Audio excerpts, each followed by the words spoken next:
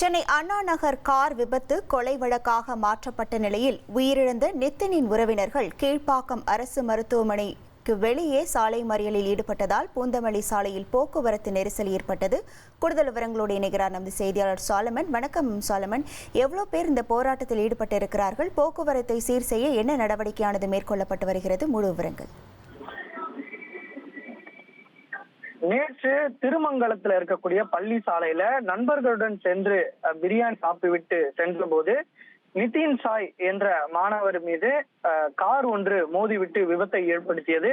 இந்த விபத்து தொடர்பாக திருமங்கலம் போலீசார் வழக்கு பதிவு செய்து விசாரணை மேற்கொண்டனர். குறிப்பாக அந்த நிதின் சாய் சம்பவ இடத்திலேயே இருசக்கர வாகனம் சென்ற போது உயிரிழந்த நிலையில அவரது நண்பரும் படுகாயமடைந்தார். இந்த நிலையில இந்த வழக்கு தொடர்பாக அங்குள்ள சிசிடிவி காட்சிகளை ஆய்வு செய்த போது இது கொலை வழக்கு என்பது தெரிய வந்ததை அடுத்து திருமங்கலம் போலீசார் கொலை வழக்கு பதிவு செய்து இந்த விசாரணையை மேற்கொண்டனர்.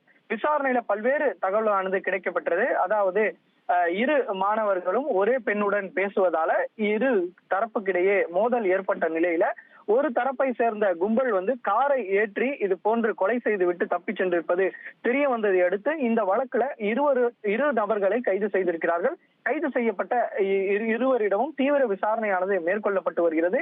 மேலும் இந்த வழக்குல முக்கிய நபராக பார்க்கக்கூடிய ஒருவர் தலைமறைவாக இருந்து வருவதால அவரை உடனடியாக கைது செய்ய வேண்டும் என திடீரென கீழ்ப்பாக்கம் அரசு மருத்துவமனைக்கு வெளியே அந்த நிதின் சாயோட உறவினர்கள் சுமார் 30க்கும் மேற்பட்ட சாலை மறியல்ல ஈடுபட்டனர். இதனால அங்கு போக்குவரத்து நெரிசலானது ஏற்பட்டது. குறிப்பாக முக்கிய நெடுஞ்சாலையாக பார்க்கக்கூடிய இந்த பூந்தமல்லி நெடுஞ்சாலையில திடீரென சுமார் 15 நிமிடமாக அவர்கள் சாலை மறியல்ல ஈடுபட்டதால உடனடியாக நியாயமான குற்றவாளியை கைது செய்யப்பட வேண்டும் என உள்ளிட்ட பல்வேறு கோரிக்கைகளை வலியுறுத்தி இவர்கள் சாலை மறியல்ல ஈடுபட்டதால அங்கு சுமார் 2 கிலோமீட்டருக்கு தூரமாக போக்குவரத்து நெரிசலானது ஏற்பட்டது.